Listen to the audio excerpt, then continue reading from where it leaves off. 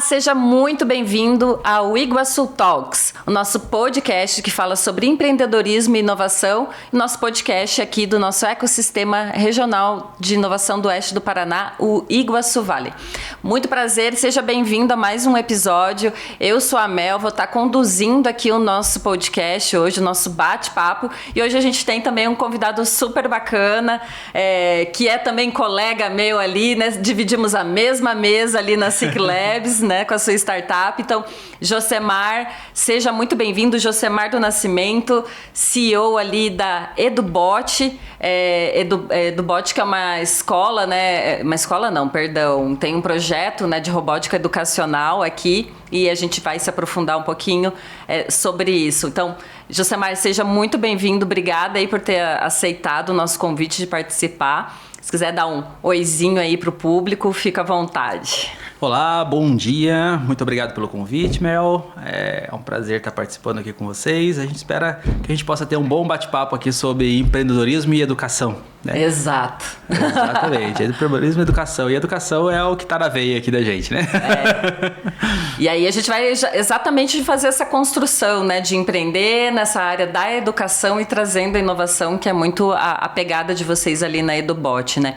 Josemar, eu gosto sempre de começar o nosso bate-papo falando um pouco, né, dessa tua história, né? Hoje você é CEO ali da EduBot, né, dessa startup, mas quem era o Josemar antes de virar o CEO? Conta um pouquinho aí dessa tua trajetória aí pra gente. Você sempre empreendeu? Como que era ou não? Foi uma transição? Conta um pouquinho aí, compartilha a sua história com a gente. Eu venho da área de tecnologia, comecei muito cedo com a área de tecnologia, né?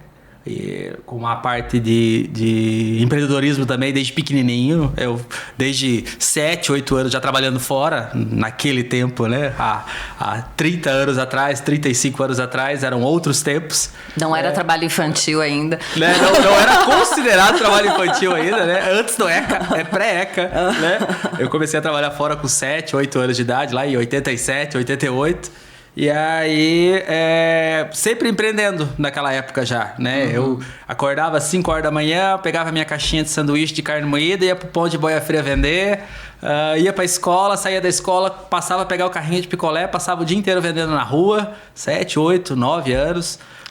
Sempre fui dessa área do comércio. A minha mãe brinca que eu sabia a cotação do dólar com 7 anos, sabia a cotação da soja, do milho. Sempre gostei dessas informações. E eu via tudo no rádio, não existia internet, né? Sim. Então era tudo no rádio, na TV, eu gravava essas informações e eu sabia tudo. Quando alguém estava falando alguma coisa, eu sabia muito daquele assunto, muito pelo ouvir, né? Eu sempre fui um aluno uma pessoa muito de aprender ouvindo os outros, né? Nem tanto por leitura ou escrita, mas de ouvir mesmo. Que eu ouvia do ambiente, eu gravava muito fácil.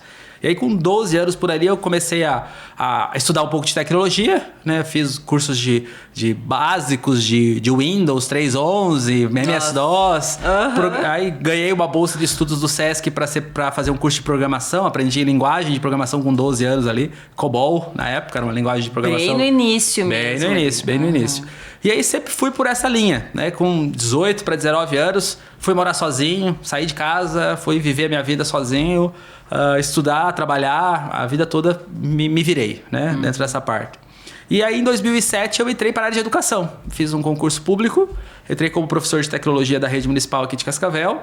E fiquei por um tempo no setor lá na escola, com as crianças. Antes disso você estava empreendendo? Eu estava trabalhando na área de tecnologia em geral. Na área de tecnologia como professor de informática, como designer, fui designer gráfico, trabalhei com desenho de roupa, de uniforme. Caraca. Eu brinco que eu trabalhava como designer de roupa e virei vendedor da empresa junto com o designer. Eu era o designer vendedor, saía a vender. No final vendi até meu patrão.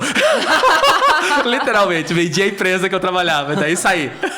Vendi a empresa que eu trabalhava. Caraca! Um dos clientes que eu vendi o uniforme pra ele se interessou em comprar a empresa, fiz a ponte, o meu patrão vendeu a empresa pra ele. Então, olha, e foi trabalhar pra ele, né? E foi trabalhar pra ele. E foi trabalhar pra ele. Então, assim, a minha vida de empreender foi sempre nesse sentido. Eu nunca fui muito de ficar preso a uma caixinha de um emprego só, assim, né? E eu nunca fui demitido. Normalmente eu pedia conta. Quando chegava o ponto que eu falava que aquele trabalho não era pra mim mais, tinha esgotado o potencial de crescimento naquela área.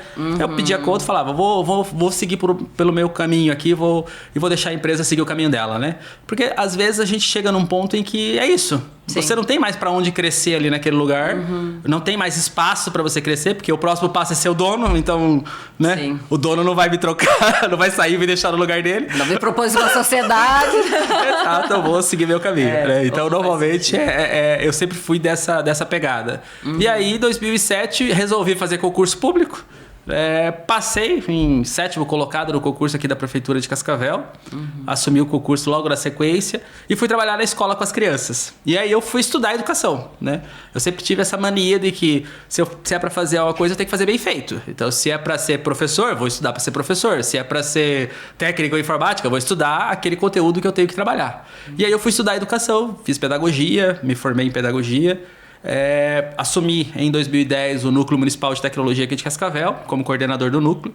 Então passei 3 anos na escola e dos 11 anos que eu passei no setor público, 8 anos em gestão, né? Então assim, nunca fui de ficar só na base, eu sempre tive vontade de crescer dentro do meu trabalho. Trabalhei inclusive aqui na Fundetec, fui coordenador do laboratório de inovação da Fundetec, depois fui gerente da incubadora da Fundetec, foi onde eu entrei nesse meio de aceleração, de startups, desse mundo. E em 2019 eu pedi a exoneração do concurso para abrir a EduBot, né, junto com os meus sócios. Só até um parênteses, né? Para quem não conhece, a gente está gravando aqui no estúdio, né, da estação do Hub One, que está dentro, né, da Fundetec, faz parte aí da Fundetec, que é a Fundação de Desenvolvimento Tecnológico Científico aqui do município de Cascavel do Paraná. Então, aqui o estúdio faz parte de uma das instalações, que é o Hub One. Então, se você não conhece também, a gente convida você a passar aqui em Cascavel, conhecer aqui a estação Hub One, dar uma olhadinha aqui no estúdio, que é muito bacana. Enfim... Segue o baile. E aí você chegou então na EduBot. Na EduBot. Aí rolou esse contexto. A EduBot, ela nasceu... ela começou a nascer dentro da Fundetec. Era o projeto que eu tinha começado na Fundetec, que era o projeto de robótica, que estava na rede municipal de Cascavel. Eu comecei na Secretaria de Educação ainda, depois fui para Fundetec, levei o projeto para Fundetec para a gente poder expandir mais. Tanto que a gente parou de atender só Cascavel e começamos a atender outras cidades já via Fundetec, com parcerias com a Fundetec. E aí, em 2019, eu falei assim, a gente precisa ir para além, né? Eu recebi um convite de um dos meus sócios, o Jadson, né? Para que a gente pudesse abrir um negócio na área de robótica educacional. E aí eu saí da EduBot, da Fundetec, para abrir a EduBot e construir um material didático para ensino de programação e robótica em escolas de ensino regular. Então, hoje a gente produz material didático para escolas que queiram adotar tecnologia na grade para 100% dos alunos, o que é obrigatório hoje em dia, né? E como que foi essa mudança? Apesar de você sempre estar numa gestão e tudo mais, você ainda não tinha tido o teu negócio, né? Eu sou o dono aqui, o CEO, enfim, e tenho que conduzir. Como que foi, assim? Foi difícil? Foi fácil? Como que foi para você essa mudança, né? Porque você sai ali de um cargo público, né? Salário, de certa forma, meio que garantida, né? Garantia, estabilidade. E aí você vai empreender, que é muito dinâmico, instabilidade total, né? As dificuldades são outras também. Como que foi para você esse processo, assim? Foi um período bem, assim, de reformulação de carreira, né? Tinha acabado de adotar o meu filho, fazia 3 meses, 4 meses que a gente tinha recebido a adoção do Pedrinho. E assim, eu tinha acabado de virar pai. Sim. Deixei o emprego fixo para empreender. Sim. E no ano seguinte tem pandemia. Nossa. Então foi pai de 2, né? Do filho e do negócio. E aí na sequência veio a pandemia, que tudo meio que estagna ali na área de educação presencial, né? Só que assim, eu nunca tive muito medo disso. Então eu nunca tive medo de mudar. Então, sair de uma coisa, ir para outra, experimentar novas coisas, né? Aquilo que não é mais para mim, eu não tenho problema nenhum em desapegar, né? De coisas profissionais profissionalmente falando, né? Não tenho problema de desapego disso. Então, foi um período de transição, obviamente, da estabilidade para a instabilidade do empreender, né? Mas graças a Deus tudo fluiu para que as coisas começassem a crescer, né? E aí a EduBot está aí hoje no mercado em 57 escolas privadas, em 17 estados, rodando o Brasil todo, né? Que incrível, parabéns. E como que foi até esse processo da pandemia, assim, tipo, você estava ainda formulando aquela parte dos materiais, como que foi? Ou vocês já estavam vendendo, como é que tava? Quando foi bom ou foi ruim? Foi positivo ou não, né? Qual foi? A pandemia, ela foi ela deu um atraso no processo de chegada nossa no mercado. Porque durante o ano de 2019 a gente estava elaborando material didático, a gente finalizou no final de 2019, lançamento no início de 2020, a gente já estava começando a participar dos primeiros eventos. A gente, o último dia antes do lockdown, a gente estava num evento em Curitiba fazendo a apresentação do material no primeiro evento para a Secretaria de Educação. Então, assim, o último evento de educação antes da pandemia, a gente estava lá já com o material da EduBot sendo exposto. Né? Sim. Então foi o primeiro evento de tecnologia que a gente estava expondo o nosso material ali. E aí veio a pandemia, 253 dias de alunos fora das escolas. Né? Então a gente ia à escola offline, a gente tinha um material presencial, né? Então assim, não havia como chegar ao mercado naquele momento. E aí, nesse período, eu fui empreender em outra coisa. Eu fui dar formação para as redes, né? Que era algo que eu já fazia anteriormente. Fui fazer formação com as redes para adoção de tecnologias durante a pandemia. Então, eu ajudei aqui na região do Paraná, aqui, em torno de 17 municípios, a colocar Google Sala de Aula, a colocar atividades remotas, e tudo isso sentado no sofá da minha casa com o meu filho ao meu lado. Então, na pandemia, foi muito bom eu estar empreendendo. Por quê? Porque se eu estivesse, por exemplo, no setor público, eu teria que estar lá na escola, eu teria que estar atuando na Fundetec, eu teria que estar trabalhando presencialmente muitas vezes, ou mais restrito, né? Como eu estava empreendendo, eu trabalhava do sofá da minha casa, conectado à internet e dando treinamento para professores. Eu atendi durante a pandemia mais de 700 professores com formação do uso de tecnologia para adotar ali durante a pandemia. E orientando muitos municípios, porque muitos municípios não tinham nem ideia do que fazer na pandemia. Né? Então, essa parte de adoção de tecnologia naquele período, a gente auxiliou aqui na região aí, vários municípios a colocar o Google Sala de Aula, a implementar isso, a criar atividades, ou até mesmo definir se ia ou não usar o Google Sala de Aula. Né? Porque a gente tinha muita cidade que falava assim, não, meus alunos não têm conectividade, não têm acesso, como é que eu vou mandar atividade? Não tem nem um computador, às vezes, né? Essa era uma desculpa que muito município usou, né, para implementar. Só que aí você estava com o secretário de Educação e falava, olha, secretário, vamos ver se realmente não tem? Teve algumas cidades que a gente fez algumas pesquisas durante aquele período ali para ver se ia ou não colocar o Google Sala de Aula. Em alguns casos, a rede achava que não, mas ao final da pesquisa, 90% dos alunos tinham.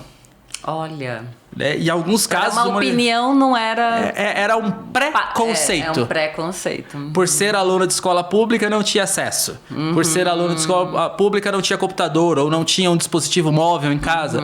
Então, teve redes de ensino que mudaram a perspectiva delas a partir daquele momento. Porque ela foi perguntar para os pais, né? Mandou um formulário para os pais perguntando, vocês têm acesso à internet? Vocês têm computador em casa? Vocês têm telefone celular? Smartphone, né? Smartphone. Cidades pequenas, muitas vezes que o município falava assim, não, os meus alunos não têm acesso, tem aqui colônia indígena aqui, os meus alunos não têm acesso nessa colônia indígena, e aí depois da pesquisa os alunos da colônia indígena têm mais acesso do que os alunos da cidade. Então assim, não era uma desculpa válida. Né? Então aí nesses municípios houve a implementação do Google Sala de Aula, houve a implementação do envio de atividades via dispositivos móveis, via celular, via WhatsApp, atividades online para os alunos responderem, para eliminar aquela pilha de papel que os professores estavam tendo que corrigir. Porque eles mandavam a atividade impressa, os alunos faziam em casa, depois voltavam e o professor tinha que fazer a correção. Tenta imaginar uma escola com todas as disciplinas que ela tem que trabalhar, todos os conteúdos, a quantidade de material que retornava o professor e o professor ficava doente em casa, né? Porque ele tinha que fazer toda aquela correção daquele material. E aí você olha a questão da intoxicação mesmo do pai, pegar uma doença, o filho, o professor, porque estava manipulando um material que tinha passado pela casa de alguém que tinha tido a doença. Sim, imagina. Então o risco era grande. Então era muito mais fácil enviar uma atividade via WhatsApp, o pai junto com a criança fazer a atividade e ele recebia a correção automatizada. Sim. Então era muito mais simples esse processo. Então a gente foi resolvendo alguns problemas. A gente atendeu aqui na região oeste 17 municípios que implementaram isso na prática, levaram isso para a sua realidade. Então... na pandemia foi essa a salvação financeira. Né? Para atender esses municípios ali. Mas eu acho que muito da pegada do empreendedor é isso, né? Tem uma situação, uma diversidade e você achar a solução para aquilo, né? Eu acho que isso separa muito eu tenho a seguinte opinião, que empreender não é para todo mundo. Não é para todo mundo, assim. Depois que eu virei empreendedora, isso acho que enraizou muito, assim. E eu acho que esse tipo de situação é o que realmente separa o joio do trigo, digamos assim, né? Porque ser empreendedor é lidar com essas adversidades, né? A gente, quando estava vindo aqui, né, viemos conversando justamente de uma situação que eu estou vivendo na minha empresa. E é todo dia uma coisa, né? Todo dia é uma treta, gente. É um negócio assim que você fala, cara, me dá um dia de paz, assim, né? Mas e isso vai moldando, né? E eu acho que quem não tem essa habilidade, né? Essa casca mais grossa, ou vai engrossando, né? Ela não aguenta essa pressão, né? Não. Você acha que é? O que você acha? Você acha que é isso mesmo ou não? O empreendedorismo, o empreender, ou olhar para o problema, encontrar solução para aquele problema, tá atrelado ao empreender como negócio, mas tá atrelado ao empreender para a vida, né? A olhar para a adversidade e encontrar uma solução para aquele problema, ou encontrar um caminho em que aquela adversidade não vai causar tanto impacto assim na sua vida. Então, olhar para tudo que está acontecendo à tua volta, olhar para o ambiente em que você vive e ver, opa, onde tem oportunidade.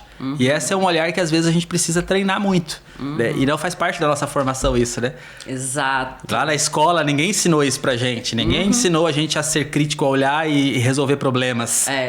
Né? Normalmente responde a pergunta e pronto. Decora isso aqui e responde na hora da prova. Exatamente. Né? Não é uma resolução de problema, não é encontrar solução para problemas do dia a dia, olhar para a sociedade e usar a tecnologia para resolver um problema. Né? Então, é isso que na EduBot, inclusive, é o que a gente tenta estimular nas crianças. Né? A gente tem um módulo só de educação empreendedora para trabalhar essa mentalidade empreendedora nas crianças. Porque é um dos fatores que limita muito quando a criança cresce. Ela encontra uma diversidade e ela é uma barreira que ela não consegue ultrapassar. Né? E aí ela entra em conflito, ela entra em estresse, ela entra em depressão, ela entra num momento em que ela não consegue resolver a sua vida, né? Que ela trava, né? Ela trava. Como que você vê, até entrando nesse assunto em específico, assim, como que você vê a educação hoje, né? Essa é uma das grandes limitações, né? Que a gente até estava discutindo anteriormente. Como que você vê essa questão da educação hoje e para onde estamos indo, né? A educação, ela precisa passar por uma reestruturação completa. Da forma como ela está hoje, da forma como ela está seguindo. E é difícil você no fazer... Brasil. No Brasil, o formato do sistema educacional brasileiro, ele está fadado ao fracasso. Ele não tem solução para esse modelo educacional que a gente vive da forma como ele está. Ele precisa ser repensado. Né? A personalização do processo de ensino, as crianças não são as mesmas. De 10 anos atrás, de 20 anos atrás. Nós éramos diferentes das crianças de hoje. Completamente. Né? As crianças de hoje têm acesso a muita coisa que nós nem imaginávamos que existiria. Né? A nossa referência de conhecimento era a Barça. Sim. Entendeu? Era a base. Da idade, né? Tá denunciando, era a Barça. O modelo de pessoa com conhecimento era o professor. Hoje, o modelo que a gente olha, muitos alunos olham para o professor e falam, esse cara não sabe nada da vida. Exatamente. Eu vou lá, dou um Google, né? Eu sei mais que ele. Um tutorial no YouTube e vou saber mais do que ele. Daquele assunto especificamente, sim. Vai saber. Então, aquela pessoa, muitas vezes... E é isso que, às vezes, limita o nosso modelo educacional hoje. Por quê? Porque você está centrado numa pessoa, professor, numa sala quadrada, com todos os alunos na mesma faixa de conhecimento, ou, pelo menos, tentando nivelar todo mundo na mesma faixa, e hoje nivelando por baixo. Né? Sim, no mínimo, né? No mínimo. O mínimo de conhecimento. Então, a gente tem aí resultados, né? A gente teve o Anuário da Educação publicado agora recente pelo Todos da Educação, que 46% dos alunos da educação básica, ao final dela, consegue saber o básico. Detalhe, eu tô falando do Fundamental 1 aí só. Primeiro ou quinto ano. Quinto ano. Os alunos concluindo o quinto ano, só 4 de cada 10 sabem o que precisam saber. Né? Por quê? Porque eu tô nivelando por baixo. Eu tô calculando, eu tô nivelando pelo pior aluno da minha sala. Né? E isso é resultado de uma política de longo prazo. A gente observa que as escolas, elas, nos últimos 20, 30 anos, elas estão recebendo, virando um depósito de crianças de todos os tipos e sem trabalhar as especificidades de cada um desses tipos. As habilidades individuais, exatamente, né? porque isso é muito o olhar do pai, né? A gente olhar, por exemplo, eu tenho um filho só, mas essa coisa de a gente entender que o meu filho é assim, o outro é assado, né? Você olha, quando você coloca um grupo de crianças, você vê que alguns têm mais afinidade para algumas áreas específicas do que outros. E eu preciso trabalhar o conhecimento dessa criança seguindo nas áreas que ele tem afinidade. Não adianta eu querer que um aluno que é muito técnico, que ele é muito metódico, colocar ele em humanas, por exemplo. Sim. Ele não vai se dar bem naquela área. Eu vou querer que ele seja um bom aluno de história, por exemplo. Não é a área dele. Eu preciso estimular ele a conhecer a história da tecnologia, coisas que são da área de interesse dele. Eu preciso trabalhar história com ele? Preciso, mas eu preciso olhar para ele. Ele não precisa saber... Ele não vai ser um especialista em história geral, mas as áreas de história que ele precisa conhecer. A habilidade para pesquisar, a habilidade para construir o conhecimento. É isso que eu preciso estimular ele. E a curiosidade, né? Estimular a curiosidade dele. A gente, acho que... eu vejo muito acompanhando nessa formação. Meu filho está no 1º ano só, mas a gente vê muito... e inclusive, né, escola privada que você vê colocando na caixa, tem que acompanhar todo mundo... E sem ter esse olhar de estimular a independência, essa curiosidade e o senso crítico da criança, de explorar, porque a criança ela é exploradora, né? Ela tem, e eu acho que muitas vezes a própria escola está matando isso, né? Está matando esse instinto natural da curiosidade, da descoberta, da exploração, assim. A gente tem uma pesquisa do MIT lá, que eles têm um projeto do Lifelong Kindergarten, né? É o jardim da infância para a vida toda. Porque no jardim da infância a gente estimula isso nelas. Sim. Na creche, na educação infantil, a gente estimula muito a criatividade da criança. Aí quando ela chega no 1º ano, não. Ela tem que aprender aquele conteúdo que está no livro ou dentro da cartilha do professor, muitas vezes. Ai, gente. E detalhe, eu limito a criança para o conhecimento do professor. Sim, nossa. Então, por exemplo, o conhecimento de língua portuguesa do professor. A criança fica limitada ao conhecimento do professor. Se o professor foi um bom aluno de língua portuguesa quando ele estudou, por que ele não aprende língua portuguesa na faculdade? Sim. Ele é pedagogo. Se assume que ele já tem essa base quando entra. E o conhecimento, a formação do pedagogo é uma formação do processo de aprendizagem, mas não do conteúdo que ele tem que ensinar. Eu falo como pedagogo, a minha formação é pedagogia. Sim. Lá no curso de pedagogia eu não tinha uma disciplina assim, quais os conteúdos que eu preciso trabalhar no 1º ano do fundamental? Eu preciso trabalhar tais conteúdos, então eu preciso saber esses conteúdos. E aí entra a formação continuada, a avaliação desse professor, que é um limitador. Né? A rede pública e a rede privada têm sérias dificuldades com a qualidade dessa formação. Então, ambos, o problema é geral. Geral. Porque o professor que está na pública trabalha na privada. Não é um professor diferente, é o mesmo. Tem muito professor que trabalha na escola privada que foi aposentado do setor público. Olha... A grande maioria foi professor da área pública. Caraca, então, assim, você já olha... Traz, né? Já traz. Por quê? Porque o setor público aposenta o professor. Aposentava até alguns anos muito cedo. Você tem muito professor de escola pública que aposentou com 49 anos, 50 anos. Sim, então, ainda... com 50 anos, ele abriu a escola particular dele. Então, assim... E aí, ele foi para o setor privado. E a escola que ele trabalha é aquela que ele trouxe do conhecimento do setor público. Então, existe muita... Essa realidade é um fato. Então, assim, você tem muito professor que tem a própria escola no setor privado, que ele vem do setor público. Tem muitos professores que atuam no setor privado, que também atuam no setor público. Durante o dia ele trabalha na escola particular, à noite ele vai dar aula no Estado, por exemplo. Então, é o mesmo professor. Então, a bagagem de conhecimento que ele traz do setor público é o que ele leva para o setor privado e vice-versa. Então, são poucos que são a vida toda só atuaram no setor privado. Pouquíssimos. Então, é o mesmo professor, é a mesma formação, a mesma base de conhecimento. E aí, às vezes, ele tem as mesmas limitações. Então, a mesma limitação que o professor que tem lá na escola pública tem na escola particular.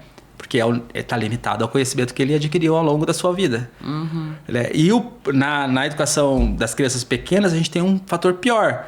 Porque esse professor pedagogo, ele não é um cara que domina letras, por exemplo, para ensinar a língua portuguesa com a norma culta corretamente. Ele ensina a língua portuguesa que ele aprendeu quando ele era criança. Então, como é que ele vai lembrar daquilo que ele aprendeu quando ele tinha 5, 6, 7, 8, que é o que ele tem que ensinar? Cara, e aí isso vem então de uma falha curricular de formação... Do professor. De formação continuada também, assim, tá tudo errado então. Tá tudo errado nesse processo. Então assim, e aí você tirou os especialistas, né? A mudança da LDB, por exemplo, que restringiu ao pedagogo a formação das crianças pequenas. A LDB é a Lei de Diretrizes e Bases da Educação, né? lá de 96. E aí a gente colhe o fruto hoje disso. Então, por exemplo, você pega o aluno que está chegando no ensino superior hoje e tem déficits gritantes no processo de aprendizagem dele, né? A gente tem números, por exemplo, que 7 em cada 10 alunos terminam o ensino médio conhecendo o mínimo que ele precisa conhecer. 7 em cada 10. Então, quer dizer que 0,7. Então, eu preciso, a cada 20 alunos, eu tiro 1. Cara. Inteira. Então sai alfabetizado, digamos assim. No ensino médio. Mas sem realmente... O conhecimento que ele precisaria saber ali. Sem realmente conhecimento aprofundado, senso crítico. Nossa, é um... E como que você vê, assim... Tem salvação... a tecnologia, né? E até preocupa essa questão da tecnologia, né? Hoje um ChatGPT da vida, eu acho que vai... A pessoa usando da forma errada, né? Você vai ser uma fábrica de pessoas burras, né? Porque a gente vai acabar perdendo esse senso ainda mais tanto de escrever, de gerar um texto, de uma redação, como de ter até o senso crítico de avaliar o que a ferramenta ali, o que a máquina está informando e trazendo informação errada, que ela faz muito, assim.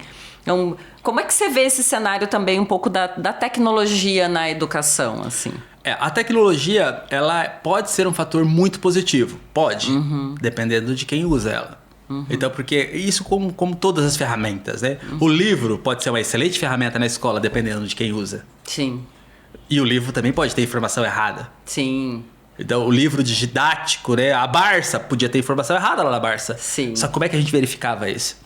Então, essa boca a boca ali. Por exemplo, em 2010, quando eu comecei a trabalhar com formação de professores, uma das professoras que chegou durante a formação falou assim, eu vim fazer o curso de informática aqui na rede municipal porque um aluno lá da pré-escola me corrigiu.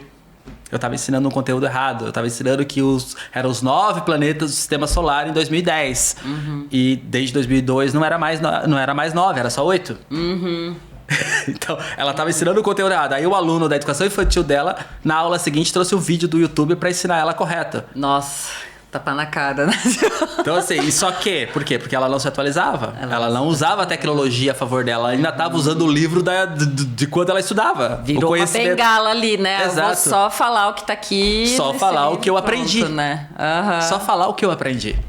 Não vou fugir para outras esferas. Isso é um déficit que a gente tem. Então, assim, a tecnologia ela pode ser uma fonte, só que a gente precisa estimular na criança não o consumismo da tecnologia, mas o uso consciente da tecnologia e de saber que tem informação certa, tem que saber ter informação errada, né? Só que ela precisa saber pesquisar, ela precisa ser crítica do conhecimento, ela precisa olhar várias fontes, validar a informação, e é isso que a gente precisa, essa é a habilidade que a gente precisa construir com tecnologia, né? Tem uma escola lá nos Estados Unidos que está pilotando desde 2024 uma forma de ensino sem professor, só com IA. A IA é 2 horinhas por dia de aula somente com IA. Só que a IA ela é um mentor, ela avalia o conhecimento daquele aluno e traça um percurso de aprendizagem, mas é o aluno que tem que pesquisar, é o aluno que tem que ir atrás da informação. E aí, ele não usa a IA para aprender, ele usa a IA para orientar ele no caminho de aprendizagem, faz o papel do professor. Exatamente, que deveria ser o papel ser do professor. Então, essa mentoria. E tem tido resultados melhores. Esses alunos, ao final do ano passado, por exemplo, tiveram notas melhores do que os alunos que têm o professor. Que tem o professor ali. Que tem o professor por causa da personalização. Mas você não acha que fica ali uma coisa também muito fria, né? Eu fico pensando muito nisso, assim, né? Essa escola, por exemplo, ela aplica... O aluno passa o dia inteiro lá, mas só 2 horas com tecnologia. O restante do tempo ele está interagindo com os colegas e fazendo a pesquisa, fazendo o trabalho dele. Então, não é tão fria por isso. Com pessoas, com outras crianças, com tutores humanos, né? A tutoria do ser humano dentro do processo faz parte do processo. Só que, por exemplo, uma sala com 25 alunos, com um professor, ela é mecânica também. Então, assim, o professor acaba fica virando muito focado em disciplinar, talvez. E o professor assume um papel externo, ele não participa realmente daquele processo. Porque ele não tá entendendo o seu aluno individualmente. Ele tá Ele está fazendo de forma mecânica. Ele está vomitando o conteúdo. Exato, ele está fazendo de forma mecânica. Então, será que está sendo realmente humanizado esse processo? Sim. O fato de ter um ser humano não quer dizer que é humanizado. É verdade. É verdade. Tem muito professor fazendo de forma mecânica, de forma automatizada, o processo de ensino. Ele já não está nem aí para o processo de aprendizagem. Ele simplesmente atende o que está previsto no currículo. Então, o fato de ter um ser humano não significa que é humanizado. E você acha que isso é talvez por uma carga horária pesada em sala de aula, que ele também não tem tempo de se atualizar, fica lá o dia inteiro na escola, né? Gente, eu acho uma loucura esses professores com 20 crianças ali. Dentro de uma sala de aula, né? Cara, né? Vamos também colocar, né? Essa... Sim. E isso vem muito... O louvor, né? Do sistema educacional. O problema não está no sistema educacional. Fica sobrecarregado, é difícil. Fica. E isso vem, por exemplo, das políticas públicas. Né? Você pega lá no começo da década de 90, no final da década de 80, que teve a universalização, a obrigatoriedade de todas as crianças estarem dentro da escola.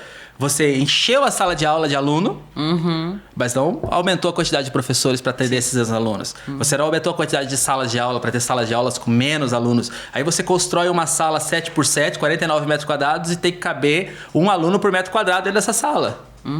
É isso, essa é a regra. Né? E aí, tem que pôr 40 alunos ali dentro daquele ambiente no ensino fundamental 2 e médio. É comum, salas com 40. Eu estudei em sala com 47 alunos no ensino médio. Eu também, eu venho da escola 48. pública. E com um professor lá na frente, 40 minutos comigo. Sim. As aulas de 40, 50 minutos. Percebe a humanização nesse processo? Nenhuma. Esse professor que pega uma disciplina de uma vez por semana lá, por exemplo, vamos pegar as disciplinas que tem menos aulas, né? Artes, por exemplo, tinha uma aula por semana, o cara ficava 50 minutos com a turma. Tem humanização nesse processo? Não. Nem conhece direito o aluno. Não conhece a sua turma, ele não conhece a realidade da sua sala. Não. Então, por isso que eu digo que a IA pode ser um fator positivo no sentido de personalizar o que cada aluno tem que aprender, criar roteiros para cada aluno muito mais fácil do que ter... Você não vai conseguir pessoas para fazer isso. Sim. Individualmente. O custo também é muito alto. O custo é muito alto. Então, a IA ou a tecnologia, ela vem como ferramenta para melhorar isso. Para criar um processo de personalização, para criar um PEI, né? Um processo individual de aprendizagem ali. O plano personalizado para cada criança, de como ela vai desenvolver, se automatizar esses processos. E aí colocar o professor mais como um mediador.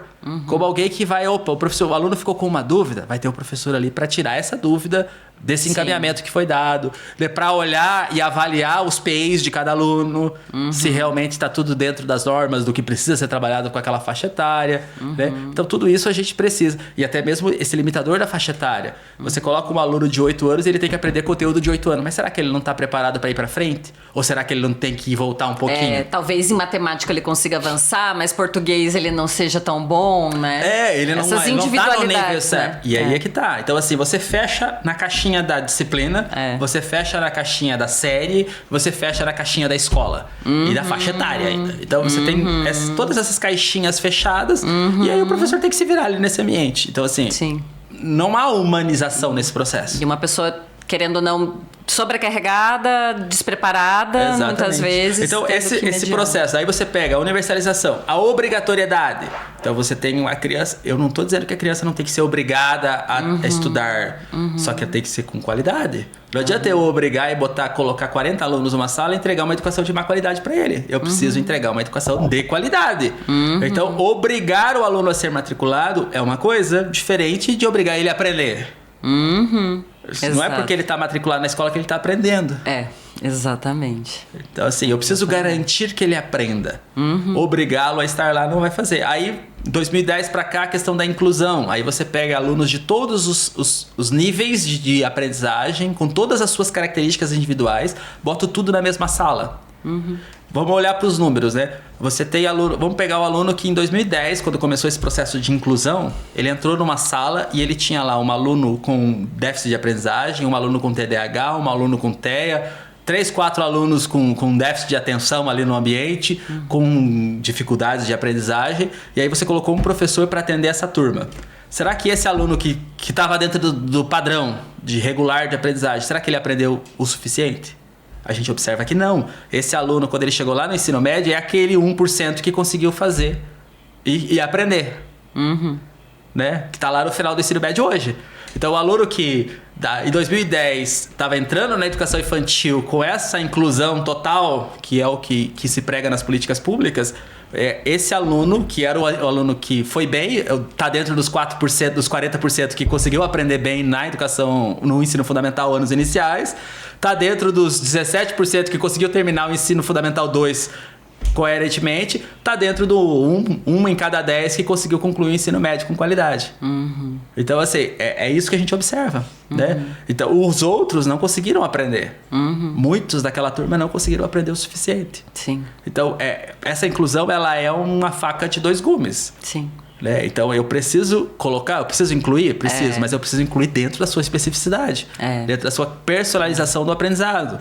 Eu não posso botar 5, 6 alunos como a gente tem hoje com TEA dentro de uma sala de ensino regular. Sim. Não posso. Com um professor despreparado. Mesmo que o professor esteja preparado, 25 alunos numa sala, 5 com TEA, você não consegue evoluir no processo de aprendizagem. Esses alunos precisam estar num ambiente apropriado para eles. Eles precisam ser o atendimento individualizado. Aqui em Cascavel a gente tem ali o CETEA que atende esses alunos especificamente. Né? O aluno atende 1 a 1, um professor para um aluno. Um aluno. Esse aluno precisa disso. E eu não estou excluindo, eu estou incluindo ele. Quando eu atendo ele 1 a 1, eu estou incluindo ele no processo de aprendizagem. Eu preciso estar numa sala com 30 alunos para estar incluído? Não preciso. Mas também vendo por outro lado, o meu filho estuda numa escola também bastante inclusiva, e isso eu acho bacana, assim, eu vendo como mãe nesse processo de interação social do meu filho, a parte de interação social. Eu não sei como é a parte de ensino-aprendizado ali dessas crianças, né? É um aluno que, por exemplo, vai dar muito mais trabalho para a turma toda, vai atrapalhar os outros no processo de aprendizagem. Às vezes sim. Então, eu não digo que ele não tem que ter momentos... Talvez momentos de interação social com todos os alunos. Ele estar na mesma escola já resolveria. Respeitar a diversidade, né? Porque os outros entendam, né? Que uma sociedade é feita de plurais, né? De pessoas distintas, diferentes, né? Então, acho que isso é legal. Atividades, por exemplo, que não envolvem tanto... vou pegar matemática e ciências e português, que são disciplinas muito específicas.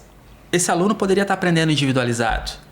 Lá numa atividade de artes, que é uma atividade mais lúdica, que é uma atividade mais...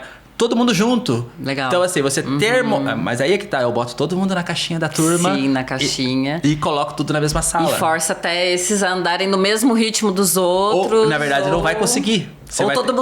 Todo mundo vai ficar preso à limitação daquele aluno.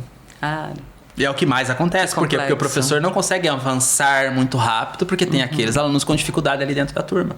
Então, esses alunos com dificuldade deveriam estar numa salinha sendo atendidos individualmente com a sua especificidade. O aluno dislexo, o Pedrinho tem dislexia. Laudo dislexia, ele tem dificuldade de leitura. Ele tem TDAH, ele tem TOD. São 3 problemas conjuntos que, se você colocar ele dentro de uma sala de ensino regular, ele vai se sentir atrasado, ele vai se sentir prejudicado no processo, e aí ele vai... Mexe a autoestima. Mexe com a autoestima dele, mexe com o comportamento dele, porque daí ele tem o TOD, que ele vai confrontar quando ele não for... Quando ele se sentir assim, ele não vai conseguir se expressar, porque ele não tem vocabulário, porque ele tem déficit de aprendizagem. Então, tudo isso vai fazer com que ele atrapalhe a turma. Sim. Então, esse processo faz com que isso... E faz um pouco mal para ele também nesse processo de autoestima, de não acompanhar... E psicologicamente ele vai ter dificuldade. Então, se ele estivesse sendo atendido individualmente, ele poderia estar indo por um caminho melhor. Ele poderia estar evoluindo mais rápido. Sim. E não atrapalhar a turma evoluir junto com ele.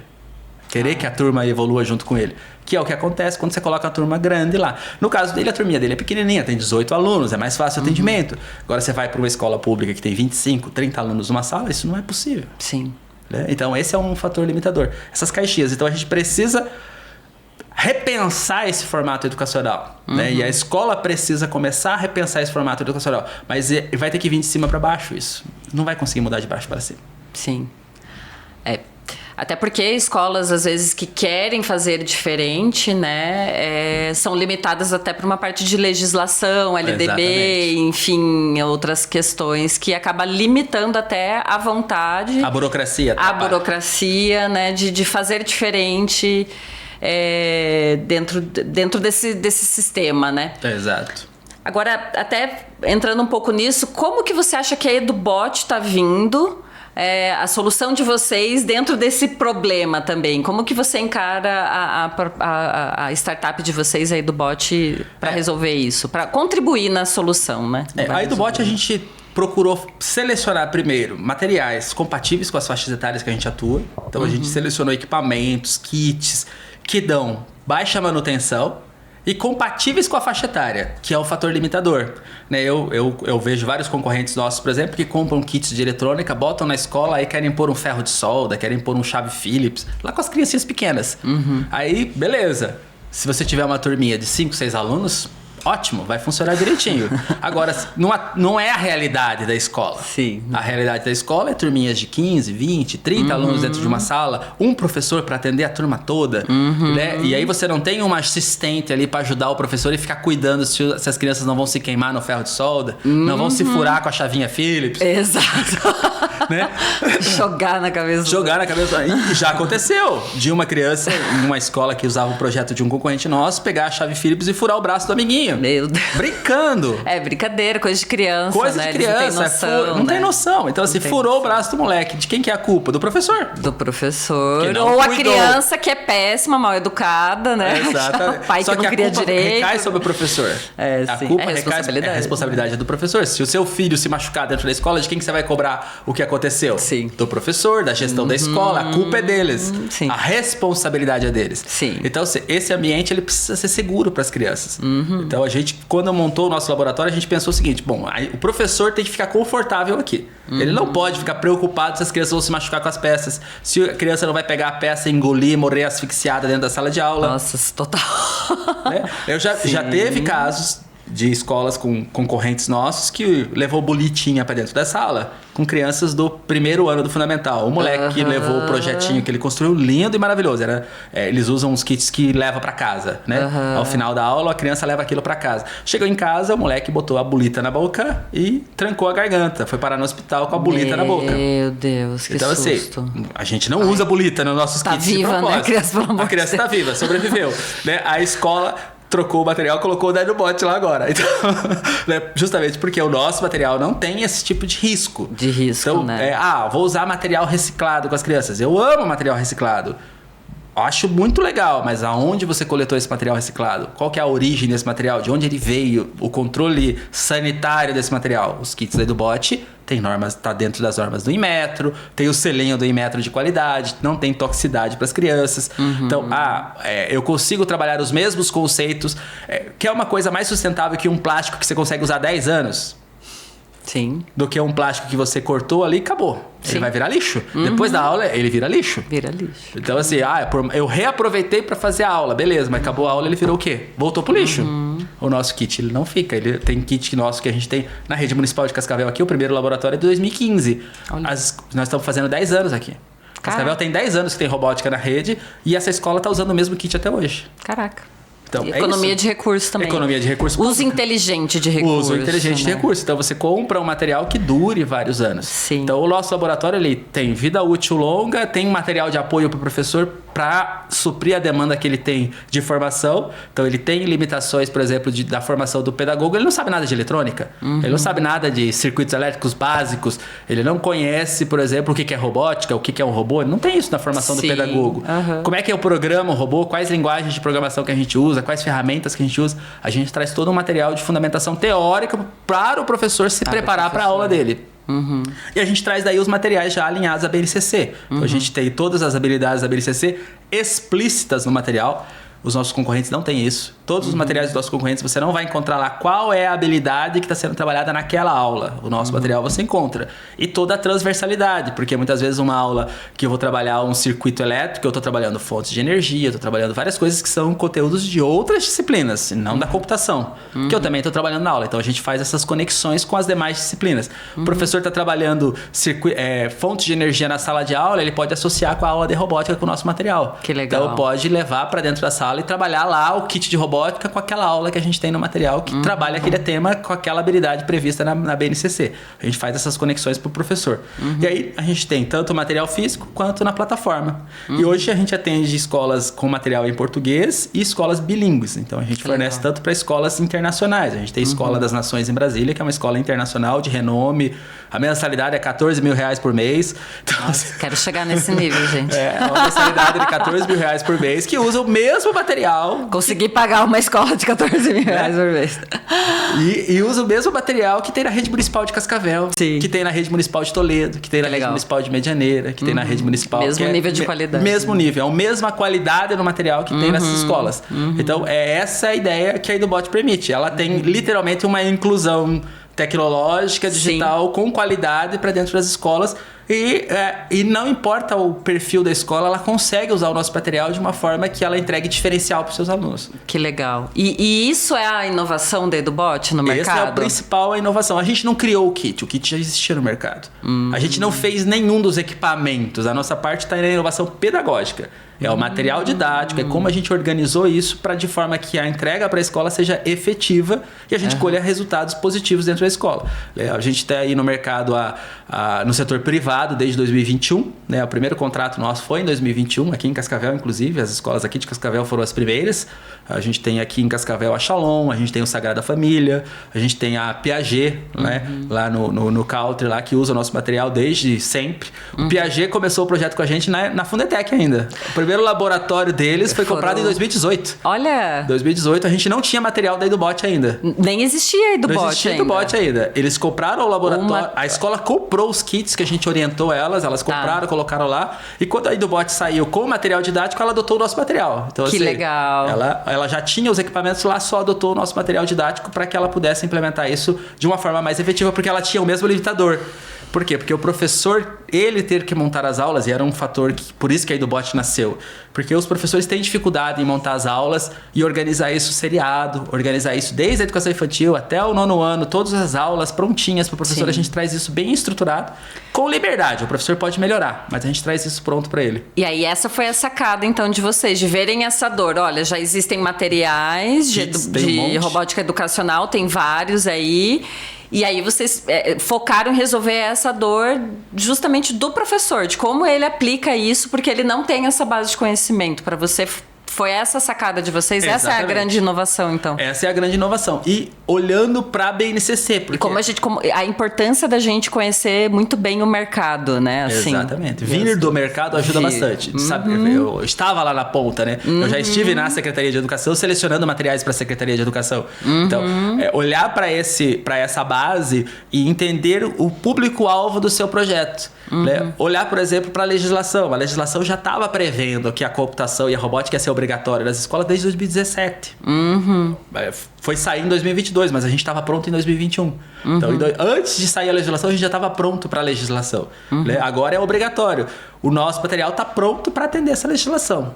Tudo que foi previsto ali. Sem precisar fazer invenção de kit, de hardware. Hardware tem um monte no mercado. É que nem celular. Quantos modelos de celular, quantos tipos de celular tem no mercado? Eu vou ficar inventando mais um celular para concorrer com esses grandes? Não faz sentido. Né? Então a gente procurou focar em como usar o celular pedagogicamente, em como usar o kit pedagogicamente. Mas mesmo assim vocês melhoraram o kit, né? Com material reciclado. A gente vai sugerindo, até mesmo para o fabricante mesmo. A gente mandou algumas coisas que foram criadas pelo fabricante com base em sugestões que a gente deu. Ah, que legal. Então, algumas coisas foram acrescentadas, a forma de encaixe, algumas coisas a gente foi sugerindo e eles foram melhorando ao longo do tempo. Então, que legal. A gente dá o feedback. Parceria. É uma parceria bem próxima. Tanto que é muito difícil a gente trocar o kit do nosso material. Claro. A gente até olha para o mercado, às vezes fala, vamos ver um outro kit, mas aí a gente vai olhar o outro kit, ele não tem 10% das funções que a gente tem no kit atual.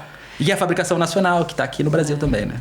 Olha, valorizando aí o mercado nacional. Até uma próxima pergunta que eu ia fazer era exatamente isso, né? Qual que parceria ou conexão para você que foi essencial aí para desenvolver a solução de vocês? A gente tem as parcerias técnicas, né? Que são os fornecedores da gente tem. A gente tem fornecedores de todo o hardware que a gente precisa, fornecedores de longo prazo, né? Às vezes o pessoal fala assim, por que você não usa esse kit aqui que vem lá da China?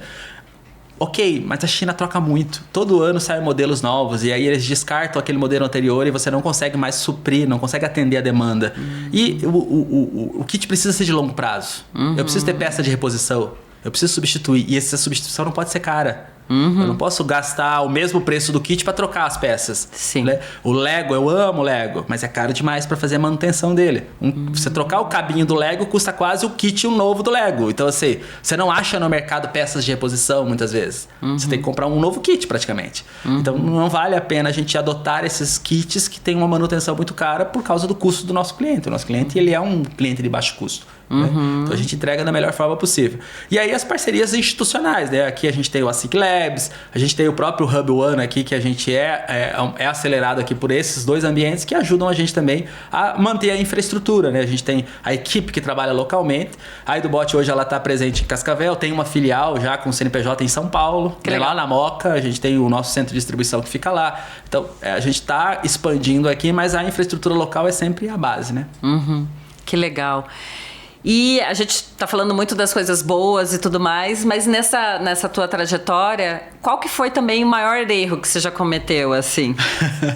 Alguns erros estratégicos. Muitas vezes ceder a pressões externas, né?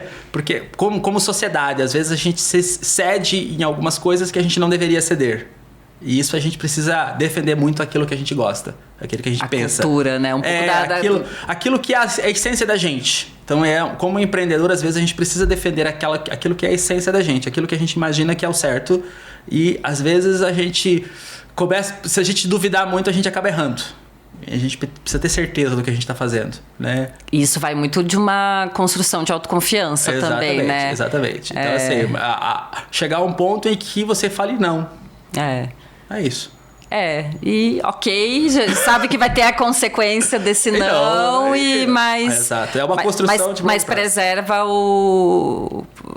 a gente mesmo, né? E a nossa empresa, assim. Vai muito de encontro com o que a gente estava conversando antes, né? Chegou a hora que você tem que falar, não. Você fala, cara, não, se eu flexibilizar aqui, cara, isso aqui vai ter uma consequência muito grande, né? E a gente vai estar engolindo um monte de sapo que... Não precisa. Que não tem que engolir, né?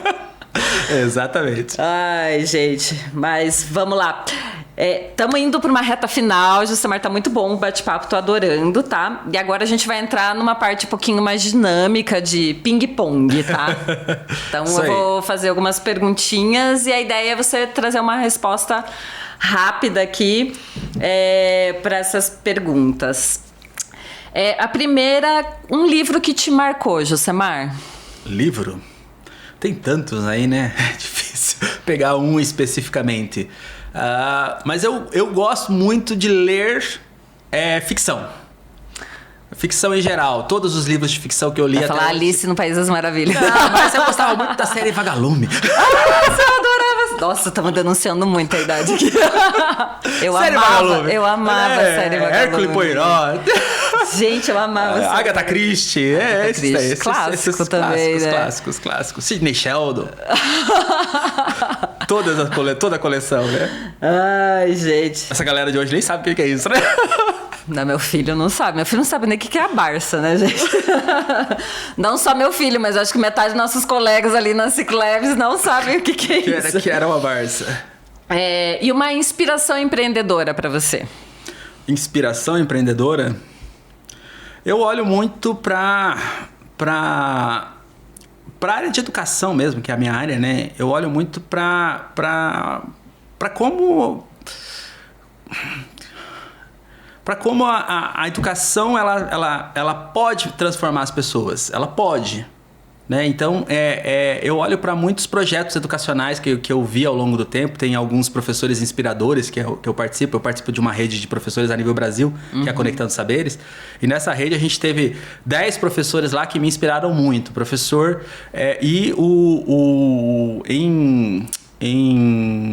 lá no Nordeste tem um professor Geise Ferreira, que fez um projeto muito legal. Eu acho que é uma inspiração para mim de empreendedorismo na educação. E ele não saiu de sala de aula, ele continua na sala de aula. Então é um professor que ele me inspira bastante, professor Geise. Muito legal. Que legal. E qual que é a habilidade que todo empreendedor precisa desenvolver? Resolução de problema. Não tem como escapar. Problema vai ter todo dia. E dizer não. Dizer não, né? É autoconfiança também. Se você pudesse jantar com qualquer empreendedor, vivo ou não, quem que seria? Eu iria bater um papo com o Bill Gates lá. Com Bill Gates. Eu acho que ele tem boa visão, né? A gente olha pro histórico dele e vê que ele empreendeu numa área que ninguém acreditava muito nele. Ele deve ser um cara inteligentíssimo, assim, né? Ele fez escolhas difíceis. Também fez. E qual é um hábito que mudou sua rotina para o melhor? Manter o horário das 8 às 18. Esse é meu horário de trabalho. Não ser workaholic. Não, assim. não. E priorizado, né? Eu priorizo primeiro a minha família. Ponto. Eu acho que isso é essencial. A gente às vezes esquece um pouco disso e se concentra tanto no trabalho. E aí o meu trabalho é das 8 às 18, segunda a sexta. Sexta-feira à tarde eu fecho, desligo do mundo e vou viver a vida um pouco. Ai, perfeito. Eu compartilho dessa filosofia. Acho importantíssima, assim. Porque senão a gente esquece, a gente prioriza o que não deveria priorizar. O trabalho é importante? Esquece, mas não é tudo na vida. Não é tudo. É uma parte, né? Uma parte importante, mas é uma parte. É o que paga as contas e primeiro. Também, e né? Satisfaz. Mas ele não pode ser a mais importante da sua vida, não. Exatamente. Nossa, super compartilho com isso. Eu não sou da vibe workaholic. Josemar, perfeito. Então, indo aqui para o bloco final, a gente fala um pouquinho, né, da questão de impacto, de propósito, né?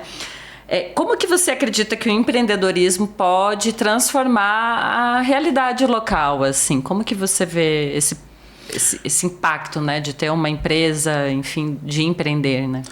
O empreendedorismo, ele pode transformar qualquer ambiente, né? Desde que, e muitas vezes não necessariamente com um negócio, com uma empresa, mas com um olhar empreendedor de resolução de problema no ambiente onde você está. Eu sou um funcionário CLT, mas eu tenho visão de resolução de problema, de não ficar preso de olhar para a empresa onde eu estou e fazer um trabalho que faça impacto realmente, né? E se você não está satisfeito, pula fora, né? Então, assim, o empreendedor, mas você tem que ter um olhar empreendedor de que você não vai morrer com aquilo ali, se você trocar de emprego. Se você resolver abrir um negócio, você vai conseguir se evoluir também. Por quê? Porque você não tem medo. Né? Exato. Porque qualquer coisa você vai conseguir resolver com um bom estudo. E se você precisar estudar novamente, você vai sentar a bunda na cadeira e vai estudar para poder evoluir.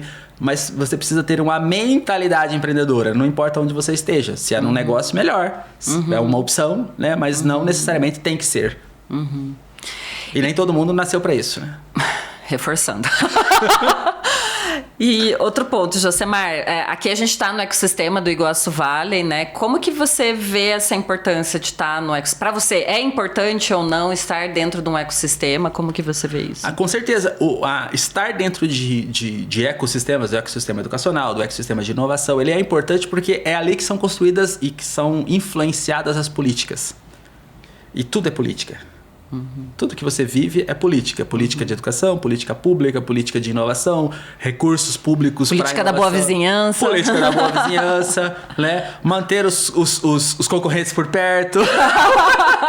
Né? E às vezes o concorrente não é nem o cara que faz a mesma coisa que você, né? Então, assim, você identificar o ambiente onde você está, você participar das políticas envolvidas no grupo em que você quer, do mercado em que você quer participar, é muito importante. Então, estar sempre dentro de um ecossistema é importante. Dentro do ecossistema que faz sentido dentro da sua área de atuação. Essa é uma das coisas que às vezes a gente se esquece um pouquinho. Né? Ser um pouco estratégico também. Tem que ser estratégico. Né? Não é qualquer ecossistema que vai te trazer resultados. Né? Às vezes você está num lugar errado. Então você tem que saber identificar se você está no lugar certo ou no lugar errado. Nossa, perfeito. E a última pergunta, Josemar, qual é o legado que você quer deixar aí pro universo, né? Legado é transformação, né? Transformação de educação, transformação da vida das crianças que participam dos projetos que a gente cria por aí dentro das escolas. Agora a gente está entrando dentro do ensino superior, né? Com a Robodoc, que é a parte de treinamento da área de medicina para cirurgia robótica, né? A gente começou essa semana, a gente teve a aula inaugural lá do projeto. Então a gente quer ver transformação da educação com tecnologia. Isso que é o legado que a gente quer deixar. Que legal, que bacana, Josemar. Muito obrigada aqui por esse super bate-papo, eu adorei, foi muito bacana. Aprendi bastante aqui também. Já vou mudar meu filho de escola. Repense. Brincadeira, mas é verdade. Mas enfim, gente, foi um bate-papo muito legal. Obrigada aqui. Acho que espero que você também aí de casa ou do trabalho, onde quer que você esteja assistindo, tenha gostado também. Se você gostou também, já aproveita e deixa o seu like. Deixa um comentário pra gente também aqui, né? Do qual que foi o insight que você teve, qual que foi o aprendizado, né? Ou o questionamento que bateu aí em você, né? Com esse bate-papo que a gente teve bem profundo, né, sobre educação. E a gente também te convida a seguir aqui, a se inscrever no nosso canal para você ver, né, os próximos episódios, né, do nosso Iguaçu Talks. Então, Josemar, muito obrigado aqui por ter contribuído com a gente. Aproveita, inclusive, e onde que a gente pode te encontrar? EduBot, você nas mídias sociais, enfim. Exatamente. Só procurar a gente aí nas redes sociais, Josemar do Nascimento, ali no Insta também, vocês vão me encontrar. Normalmente eu sou o primeiro ou o segundo da lista. Então, tá lá. Depende muito do que você segue, né? E daí do Bot Robótica, se vocês pesquisarem aí no Insta e no Facebook do Bot Robótica, também vão me achar por lá. Perfeito, gente. A gente vai deixar também nos comentários aqui, né, na descrição, o seu contato, tá? Agradecer novamente e agradeço você também que ficou aí até o final e até o próximo episódio do nosso Iguaçu Talks.